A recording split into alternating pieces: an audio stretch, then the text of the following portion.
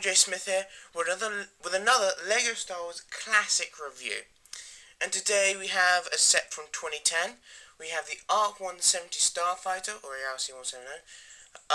Set number is 8088, ages 8 to 14, comes with 396 pieces, and is £50, or I think $60. I'm pretty sure it's about $60. Now, yeah, I did have to do a bit of research to find out the specific price of this, because I actually forgot, since I bought this in 10.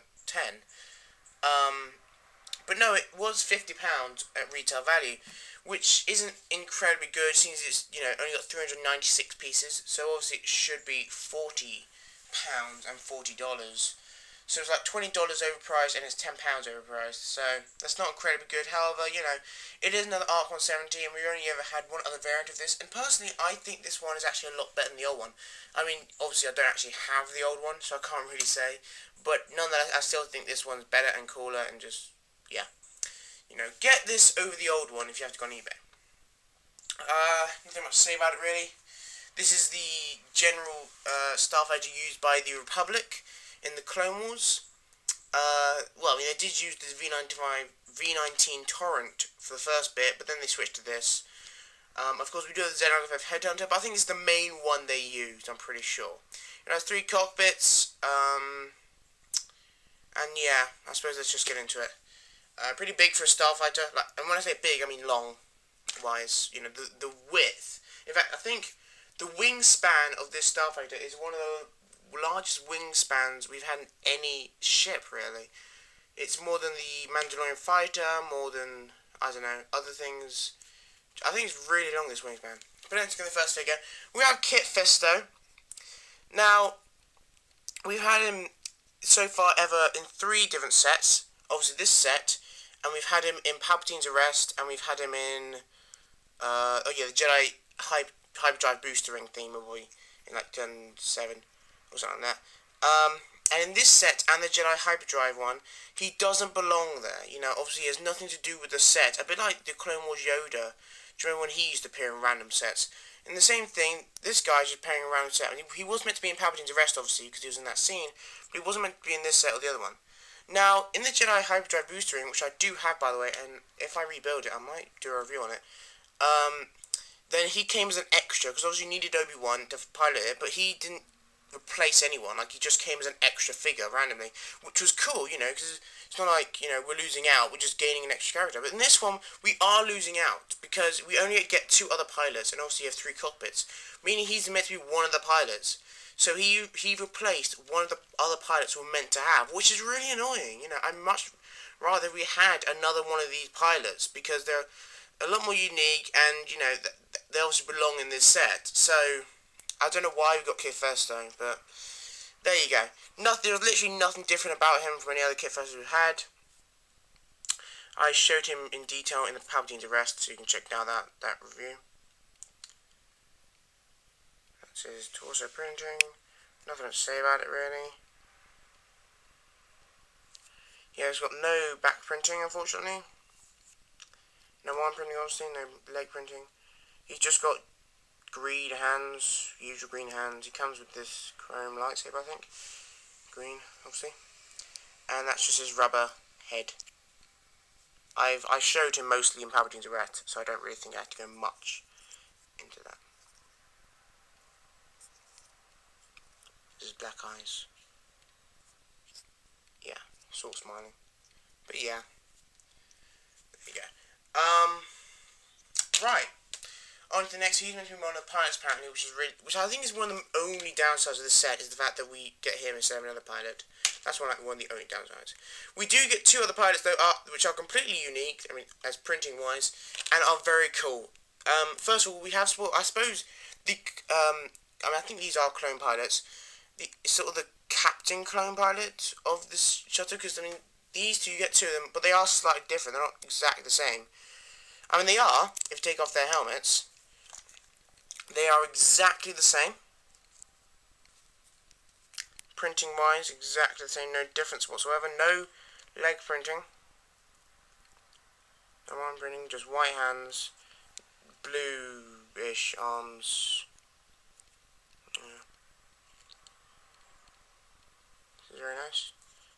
same, you know, nothing to say about it. And the exact same clone, the exact same face I think we got in Y-Wing, Gold Leader's Y-Wing Starfighter or something. I know we've seen it before. It's just basically, you know, the average rebel head with the orange bit in front. No back head printing. No back printing. And actually, if you hadn't figured this out, this is the V-Wing pilot that came with this set that came out in like 2006. And you know, he was extremely cool at the time. And actually, the printing, if I take off his, is exactly the same. Actually, is it? I haven't really checked. Yeah. Oh, it's very slightly different than 2006 printing. Very slightly different. You know, you can see some differences there. So Lego hasn't just used the exact same printing. They have tried to modify it a bit, which is always cool. You know.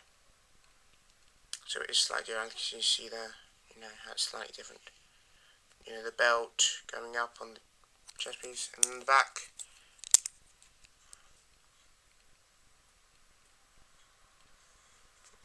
Come on.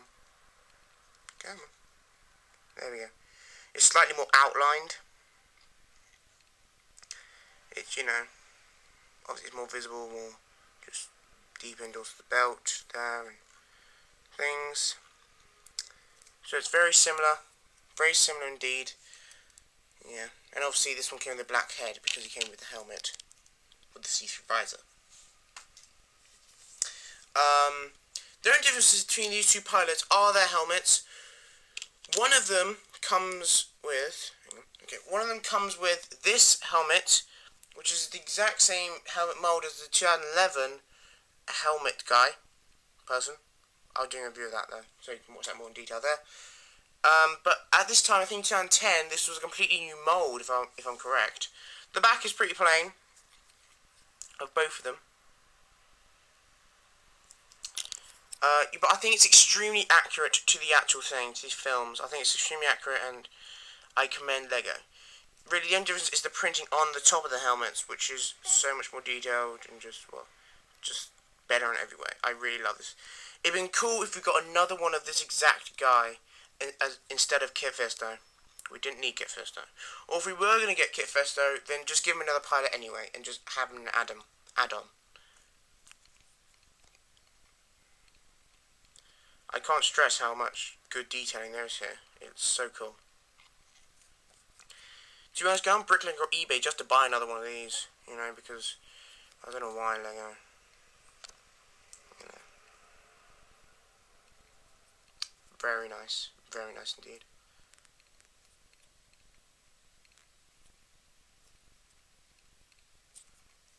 I can't stress how much I love that printing. Don't know why, really. Just so cool. Set us forward and attack positions, is what he says in the film.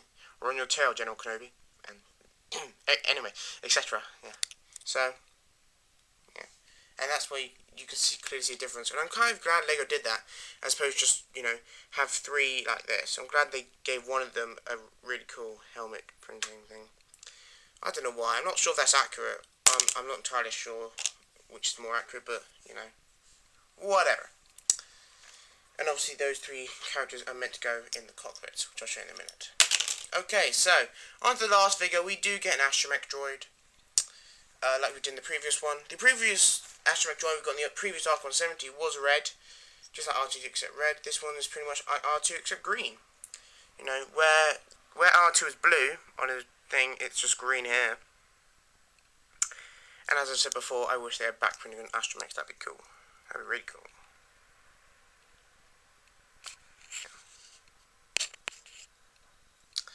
And then you just get his normal.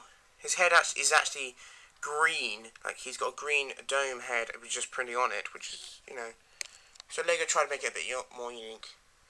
And I'll show you where he goes. Goes all the way around. I'll show you where he goes in the set later.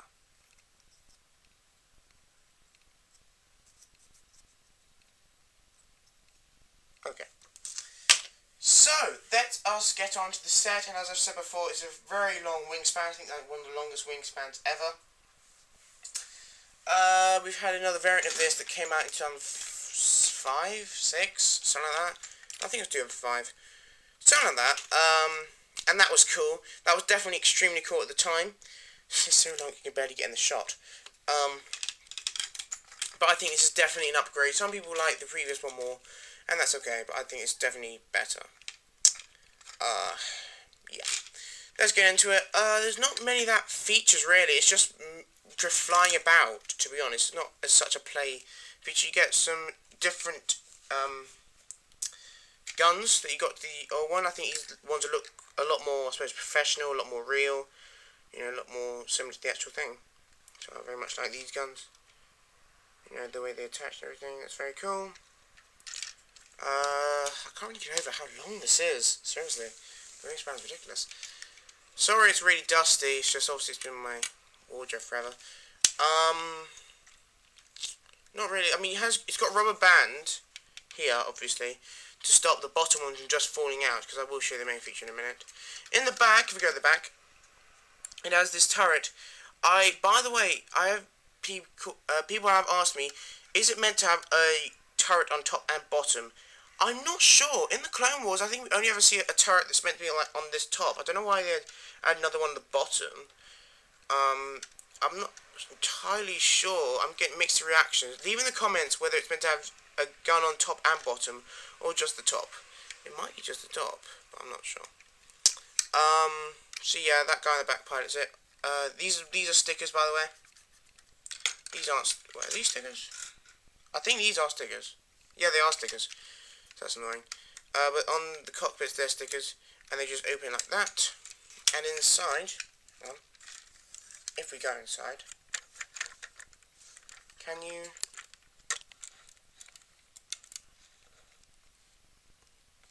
See that?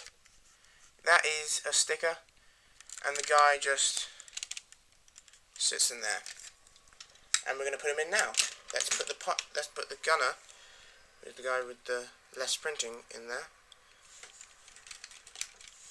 And I think he just sits like that, or something. And you put the cockpit down.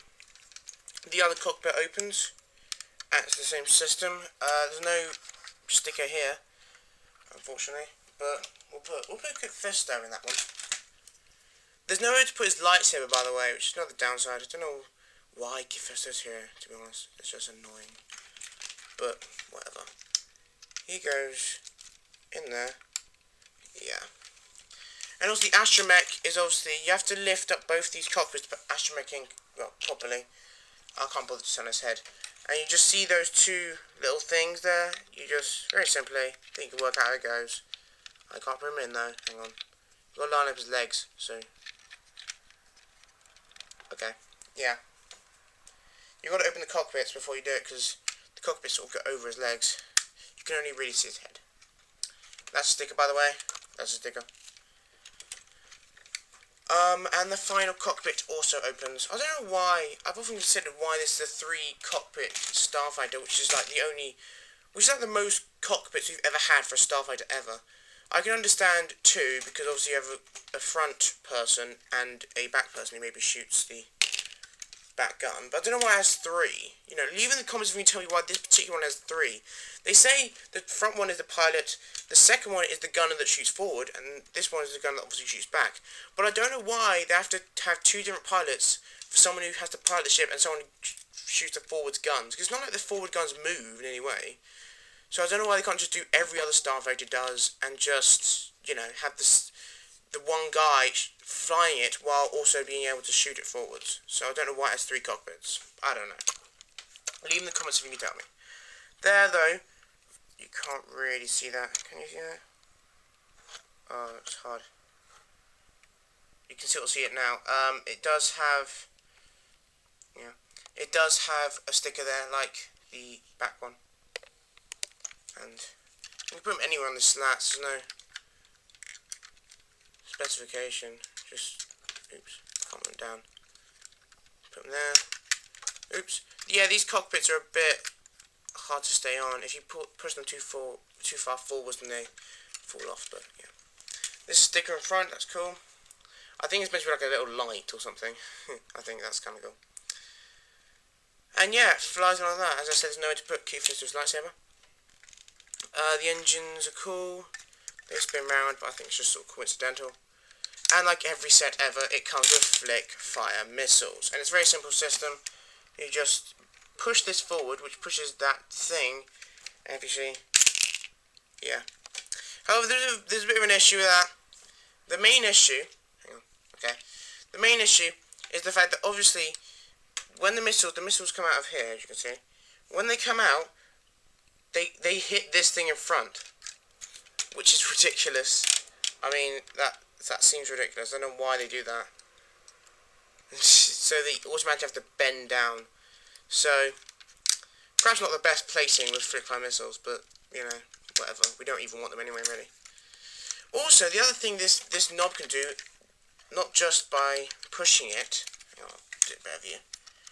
You can obviously push it. You can also, if you twist it, if you can see under there, yeah, let's twist them open. Okay, and they are open. The foils, or whatever they are in attack position and are fully open. I can't even hold this back that far to get it all in. But, you know, they are fully open, and that's cool, and it's just flying about, doing its stuff. And that's very cool. You can sort of put it down with them open, however, I wouldn't recommend it, really, because I don't want you to break something. Very simple system how they attach. I think it's probably the same system as the old one. I don't know why they changed it.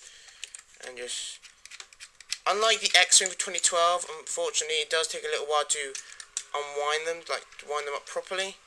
When the X-Wing, you just go doom, and they just come pop open. I wish they had that system, but you know, this is an older set.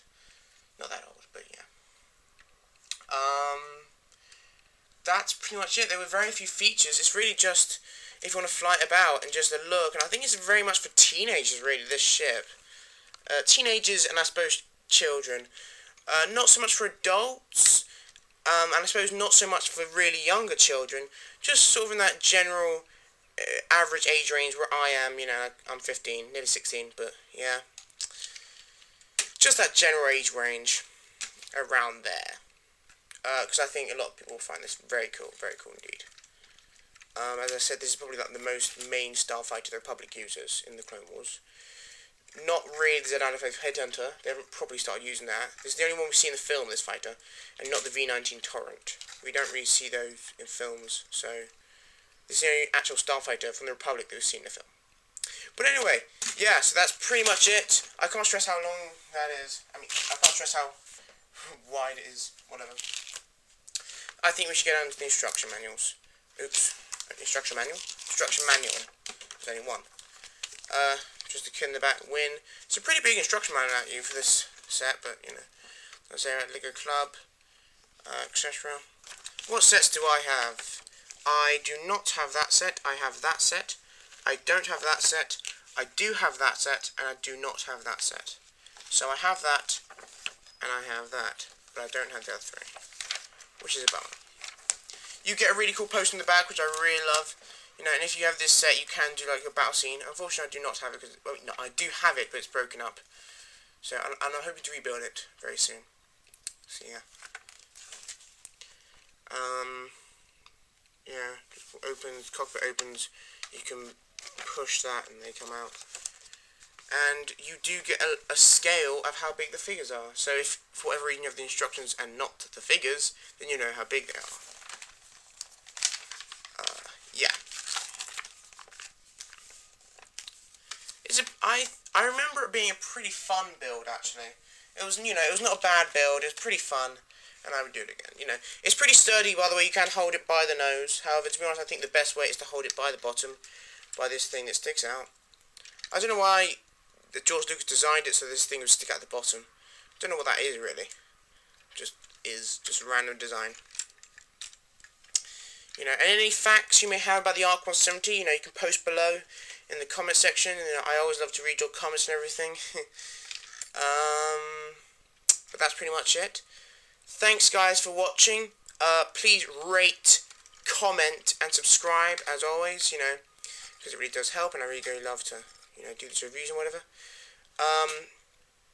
yeah, nothing much else to say. Thanks guys for watching.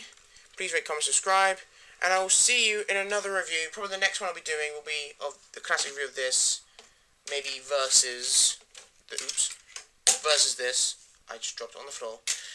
Oops, not good start. Okay, but anyway, thanks guys for watching, and I will see you in another review. Bye guys. Shh.